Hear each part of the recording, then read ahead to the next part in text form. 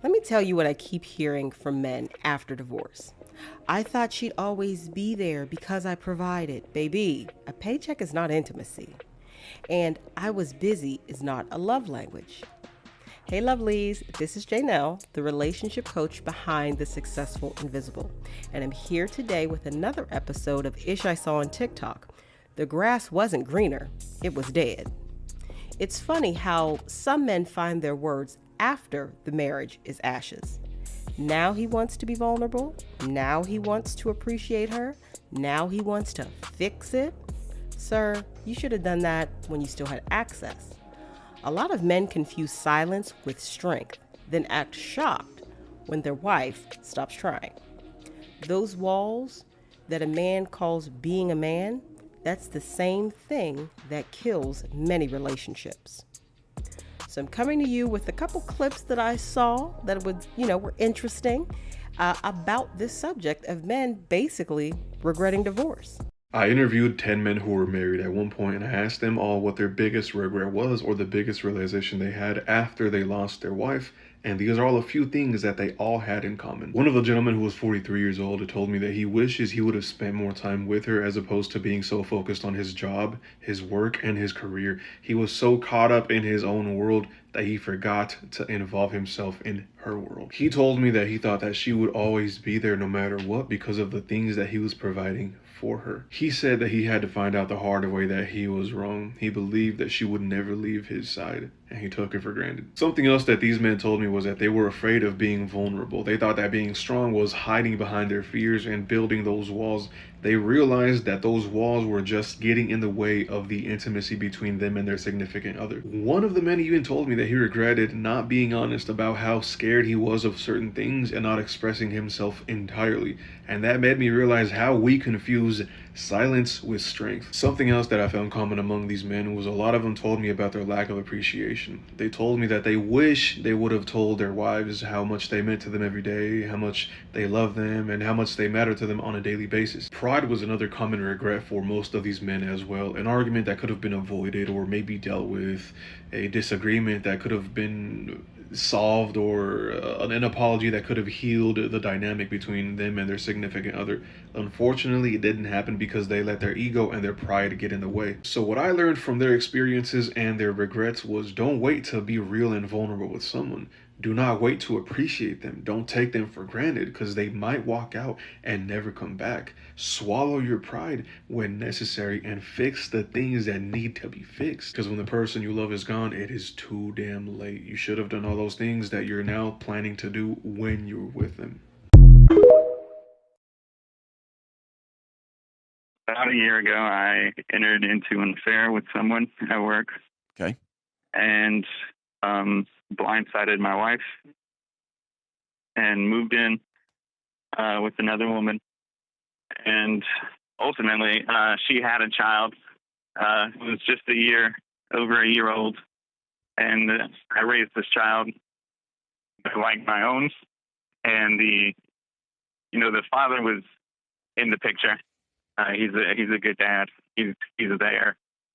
But it's caused some issues in the fact that around Christmas time, we decided that we wanted to do one Christmas because I saw how having two separate Thanksgivings, it devastated the mom. And ultimately, he never left. He sort of just moved in, and then we made it official. So it was me, I guess my girlfriend, and the father of her child under one roof, along with the toddler. And there was always, some friction there. Again, he was a nice guy, but it was just a very weird dynamic. You think? Yes. Were y'all like a throuple? Were y'all all in this together, or was she dating two guys? Or no, she was just dating me. But no way! Of course she hooked back up with him. No. It was very weird, but it wasn't like that.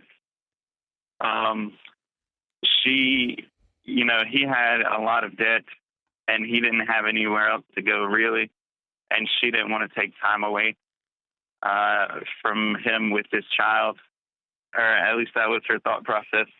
There was no thinking But going on at all. But okay, so bring me to now.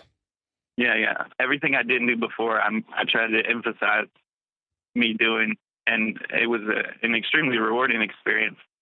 But you know, every day I woke up, I knew that if I had tried that hard with my wife, you know, I wouldn't be in that position. Why'd you leave your wife? Well, at the time, and I say this at the time because I have, you know, hindsight of me just being a moron. Why'd you leave your wife? She said, you know, she wasn't sure if she was really a believer anymore. Okay. And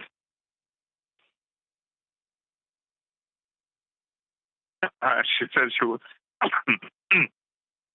that she wasn't really sure if she wanted to have kids anymore. Okay. But I mean, that's what I told myself at the time. But it was really, you know, I didn't feel like I mattered. So that's what I told myself. So this happens over time, and the whole time, or at some point during this time, there's a coworker that's hilarious, kind of pretty at first, and gets more pretty over time, and Like you wouldn't believe. Do what? Like you wouldn't believe, John. Yeah, laughs at your jokes. Puts her hand on your shoulder when she's telling you a funny thing, or on your forearm, just little gentle things like that. And you suddenly, for the first time in a long time, feel that terrifying feeling of alive again. Yes, sir. And then you can look back at your home life and come up with any number of reasons why this is the right thing and what you've been doing for the last 7 or 8 years is the wrong thing. Yes. You know, a few weeks ago, or a couple weeks ago, she asked me, my girlfriend texted me, "Hey, do you want to meet?" She takes me over there, and she says, "I can't do this because our lease was coming up. It's expiring.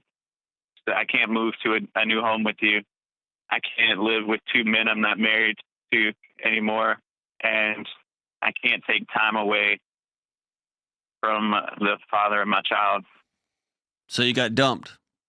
I got dumped, Yeah. and you know, in a split second, I lost everything I had. Yeah. And was blindsided. And obviously, there's some kind of larger humor here, where everything I did to someone. Yeah. How can I help you right now, man? I know you're hurting, man. I woke up the next day at a rest home.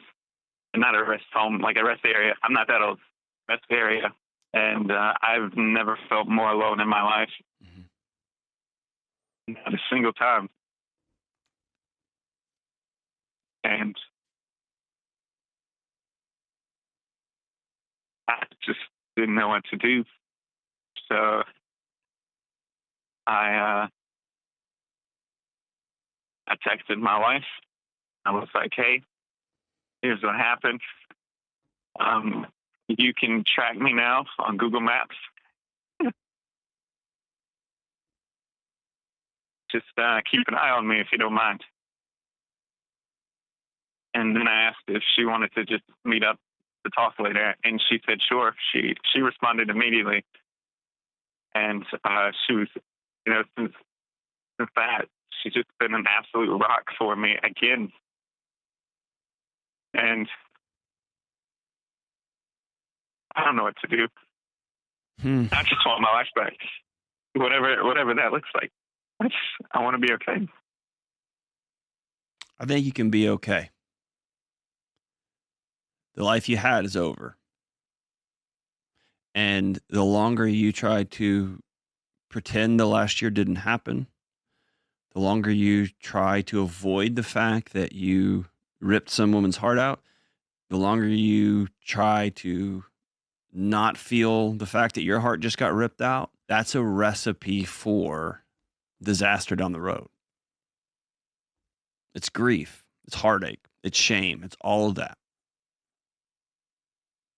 And if you try to run past this and try to end around this thing, it will haunt you physiologically. This is not just woo-woo. This is neuroscience. It will haunt you. There is no going back. The beautiful thing is you can build something else. But you may have gotten a glimpse now. And I only think it's a glimpse because you were playing house with somebody for a year and also with her other boyfriend who she had a kid by, that whole weird thing. You got a glimpse of the pain your wife experienced. Just a glimpse. But I think there's something about getting down on your knees in front of her and saying how gut-wrenchingly sorry you are. And maybe this divorce continues on. Maybe y'all find reconciliation down the road. That's not a today conversation. The today conversation is, I need to take a knee before the woman I promised my life to and let her know I hurt you so bad and I'm sorry. And my mission in life is to become a man that will never hurt somebody like that ever, ever, ever again, myself included.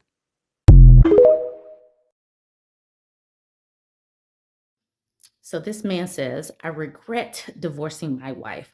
I do love it when they regret doing something, but let's look at the post. He says, we married too young, just a year after high school. We went to college, and when I started working, I met another woman. She knew I was married, but asked me if I never regretted marrying so young. I hesitated. I'm not going to blame her because the one who was married was me. I started an affair with her, and I was the one who eventually told my wife I didn't love her anymore and we should get a divorce. She just said, okay, and left the room, but at night I heard her crying. I wanted to console her, but how? At the time, I was happy I was finally going to be free, finally choosing myself and doing things I wanted to do. The divorce was finalized fairly quickly because we didn't have any kids nor much assets. I immediately moved away to a bigger city for months, living the single life I always wanted, coming home so drunk I couldn't even get to the bedroom. I fell asleep in the hallway. After 4 months, I realized I made a huge mistake. My life was basically empty, and I didn't have any friends or family here. I didn't want to admit it, but I really missed my wife, but I didn't have the balls to contact her. After living miserably for about 6 months, my ex-affair partner moved to the same city. We both still work for the same company. She says she only came for me. I felt touched because I was lonely and depressed. We started dating and she moved in with me. I don't even love her, but I thought I had to prove something for ruining my marriage. I wanted to move back to my hometown after 2 years because my parents are elderly and I wanted to take care of them, but she didn't want to because she's still insecure about my ex-wife. Eventually, she pressured me enough so I gave her a ring. My ex is taking care of my parents. She texts updates on them and we are civil with each other. My new fiance tried to start stuff with my ex for visiting my parents and whatnot. She also tried to prohibit me to go to my parents this Christmas. I couldn't handle it anymore, and I broke up with her. She tried to act shocked, saying I literally left my wife for her, but the only reason I left my wife is because I'm stupid. I had some sort of mental breakdown after breaking up with her. I quit my job, broke my lease, and flew back to my hometown. I'm staying with my parents now. My ex-wife still visits. She was surprised when she saw me and we hugged. We talked for like 15 minutes. I went back to my room and almost cried. She hasn't dated anyone since we divorced. And in my mind, that means she still feels something for me. I'm selfishly wanting to beg her to take me back, but I don't because she deserves so much better. For now, I'm just content with seeing her around when she comes to see my parents and we have some small talk. My parents invited her to spend Christmas together and they agreed. So I'm actually excited about that because it's been so long since we spent a holiday all together. I'm not looking for advice nor for sympathy. I guess I just wanted to give you all the perspective of living your life, maybe leaving your life behind because you think you can have better. It doesn't work like that. I absolutely love that he lost. He got what he wanted. He went chasing after some woman. He got the woman and he's miserable. I believe that these people deserve to stay miserable. And I really do hope that his wife stands on business. This dude is a cheater and just left her. That yes, they did get married way too early. I don't believe that people should get married straight out of high school. I think that you should date other people. You should learn who you are, like outside of your parents' influence. I think you need to get your career together and all of that. But still, he's the one that made the commitment. And he started cheating on her during this commitment. He didn't break it off before by saying, you know what, maybe we did this too young and break up and then start a relationship. There's a difference. I don't believe that people should stay together just to stay together. Sometimes divorce happens. Sometimes you grow apart. I get that. But I do not believe that cheaters deserve anything good. I just don't. And he had a full-blown affair. So he deserves to be miserable. He deserves to be crying. That's how I feel about things. Let's check out the comments. Redmond says, the grass is never greener on the other side. In fact, it's usually dead and shriveled. Pickles McPickle says, I saw this ripple through friends, with the groups, and even with my own partner at one point, I felt a way of complacency, but I really set myself down and talked to myself. And I asked myself, how much do I say I love you to my left arm? How much do I appreciate my left arm?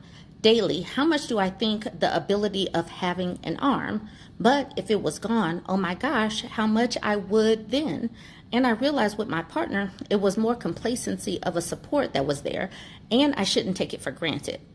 He says, I think then I looked at the situation and told my partner, we needed a little bit more celebration, more happy, more fun. We did. It doesn't need to be magnificent. 6-pack of sodas and some decent steaks on a Friday night, cheap dates.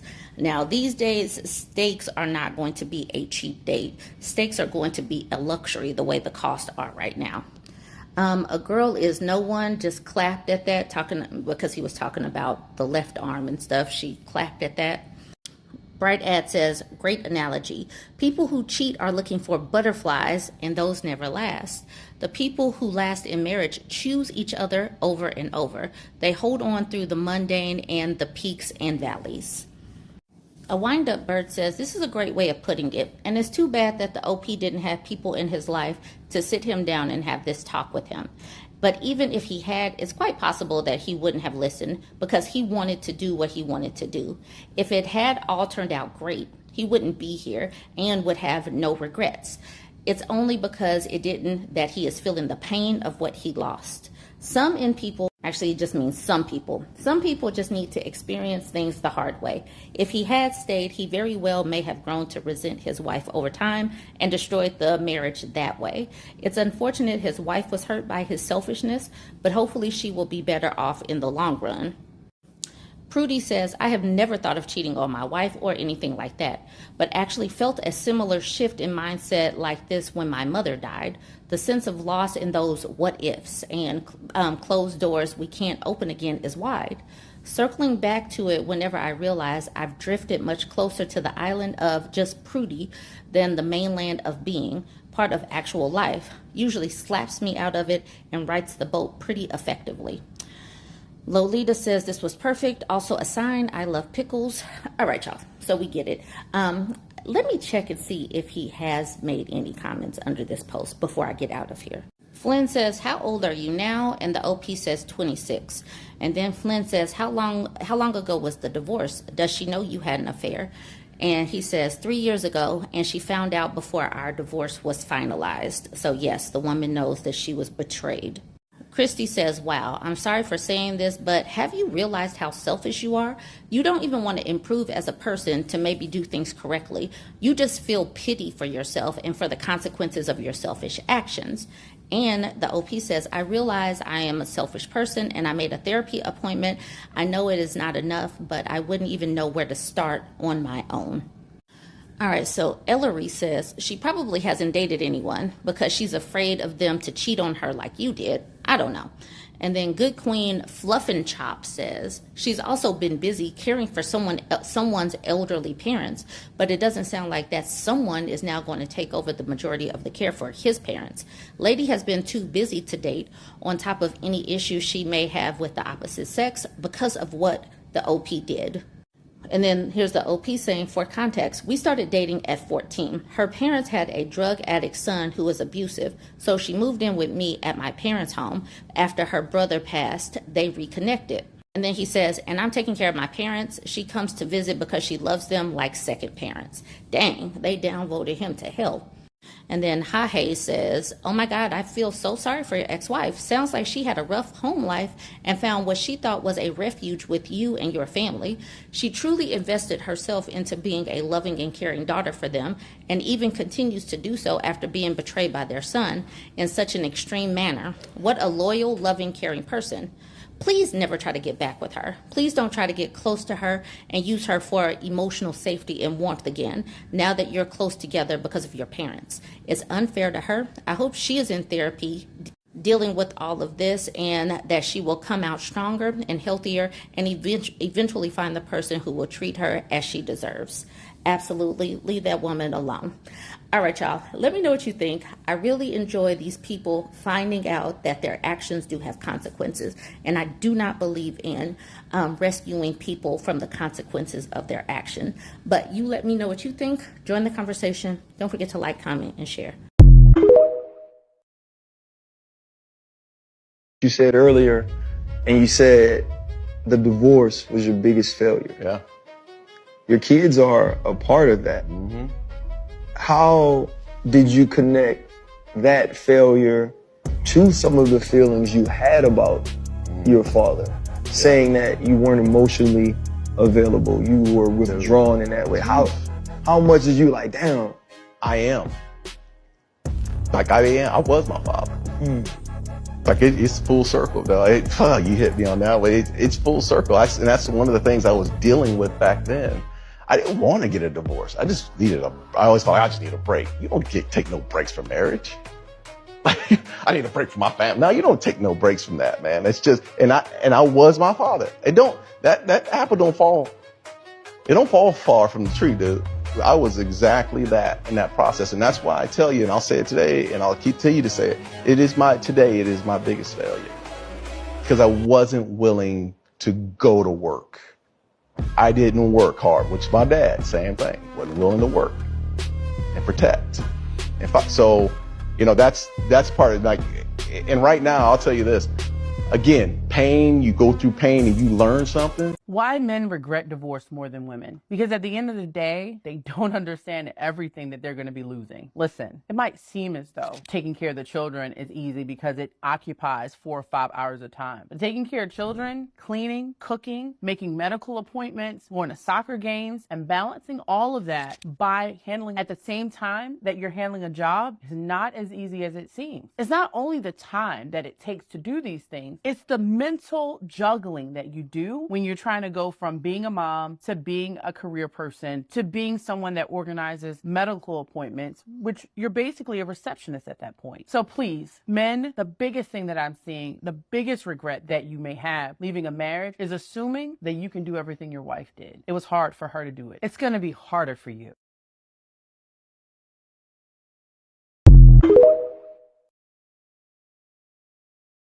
Let's jump into my favorite part of all of the content I post on YouTube. And that's just my thoughts, where I get to kind of express what I feel about whatever we have read or gone over. So let's get into it.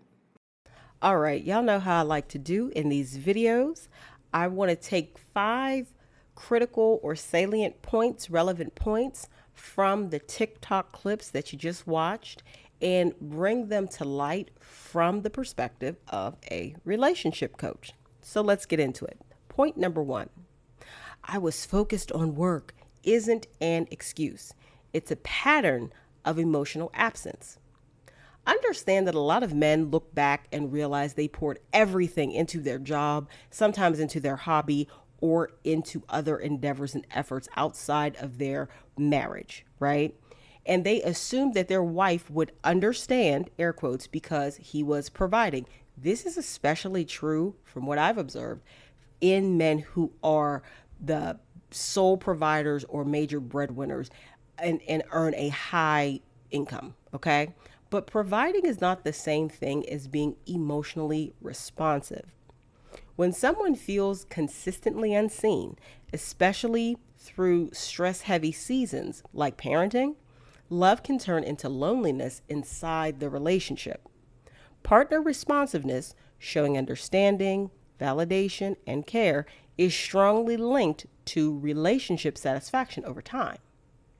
So, a takeaway I want you to really consider and think about is to don't date a man who treats emotional connection like an optional add-on, okay? Watch out for his default settings.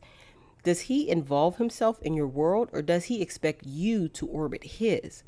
This behavior, this pattern, his default settings will emerge very quickly once you two kind of get into a groove and a flow.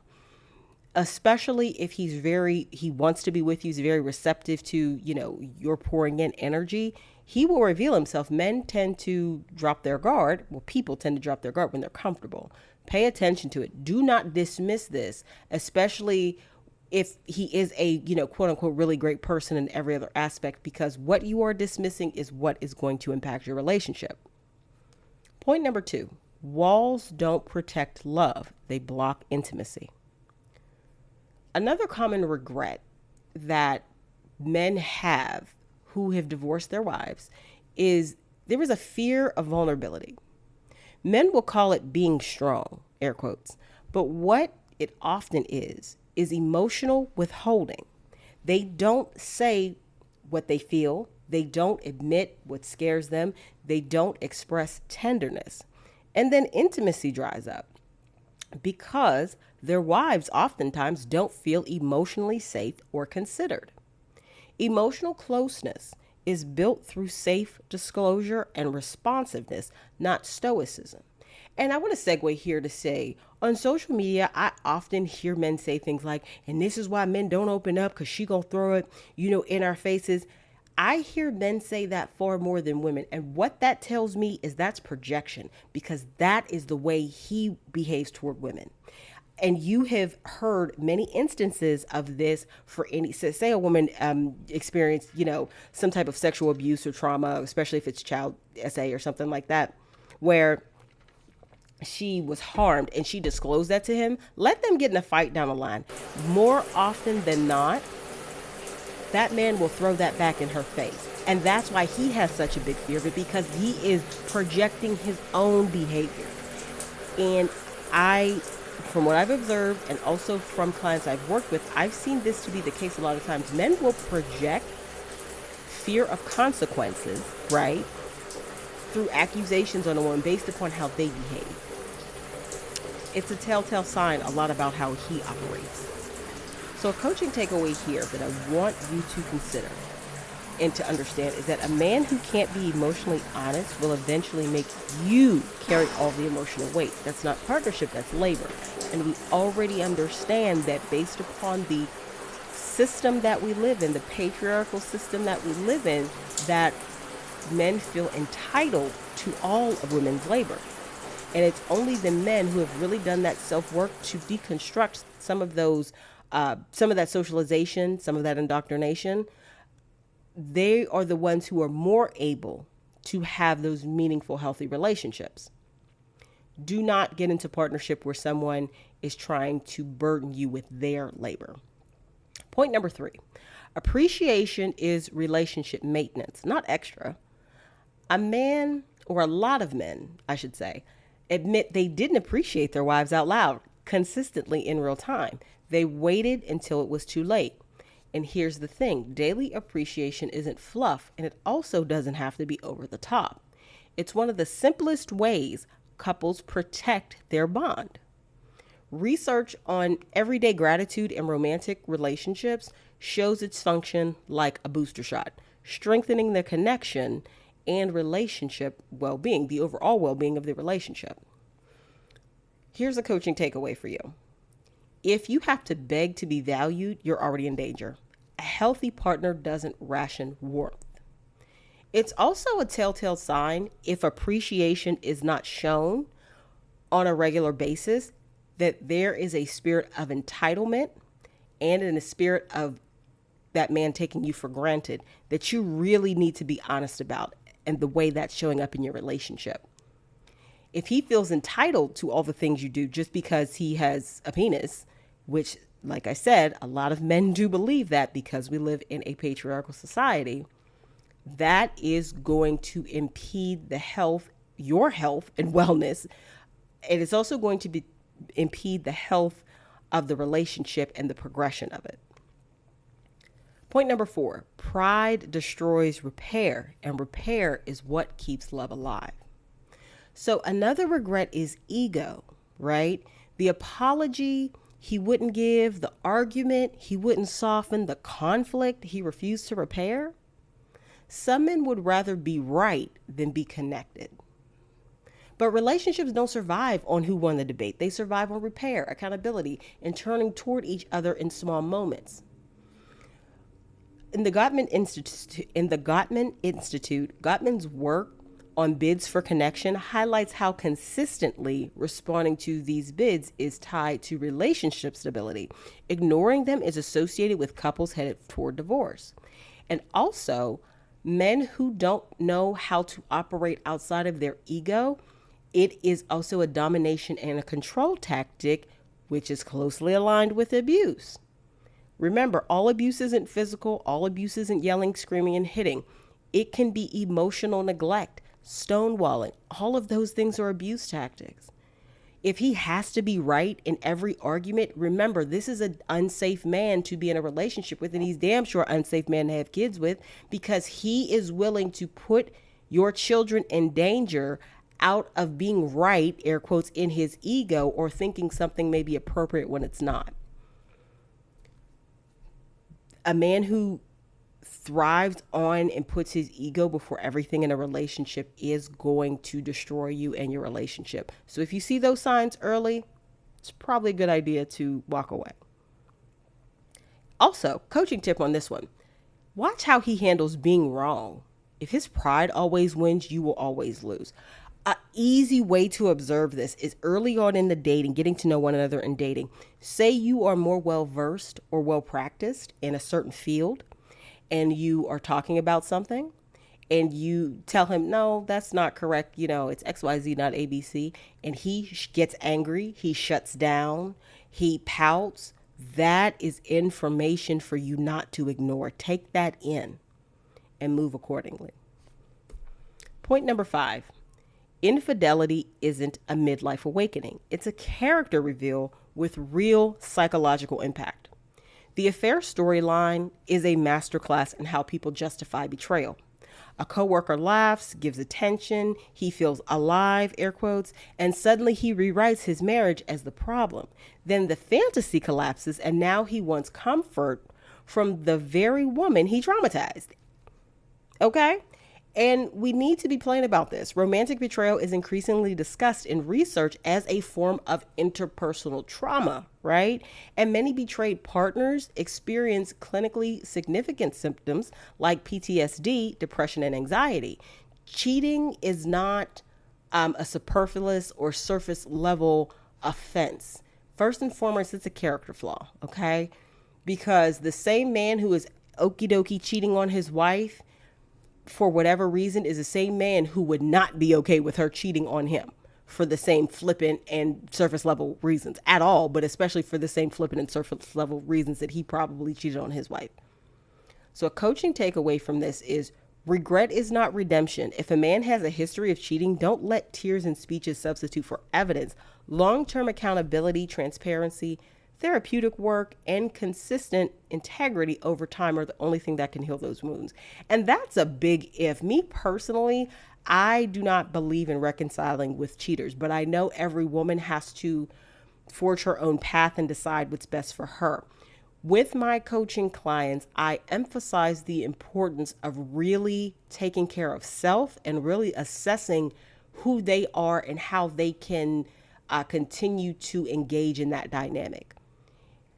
I believe once trust is broken like that and the way my personality is set up, it's not something that I believe can be repaired in the same way. You can forgive him, you can still co-parent with him, but that deep betrayal, I do not believe trust can be restored to where you will feel emotionally and physically safe enough to have that same level of intimacy with that man going forward. Every woman's different. Some women are able to, but I feel a lot of women first and foremost need to take a step back and assess their own level if they think something like that can be salvaged. So let me know your thoughts below. And if you've ever encountered a man who has regret divorce and kind of the things he said. So let this be the lesson. A lot of men don't change because they suddenly understand. They change because they finally lost access. Thank you for joining me today for this episode of Ish I Saw on TikTok. The grass wasn't greener, it was dead. And if you're dating, your job is not to audition for a man's potential. Your job is to watch patterns. Effort, vulnerability, appreciation, repair, integrity consistently. You need to watch for those things. If you want help spotting this early, I have some pretty practical tools and scripts available on my exclusive coaching community on Coffee. Click the link in the description box below and hop over and let me know your thoughts. And check it out. Until next time, this is your relationship coach, Jay Now, signing off.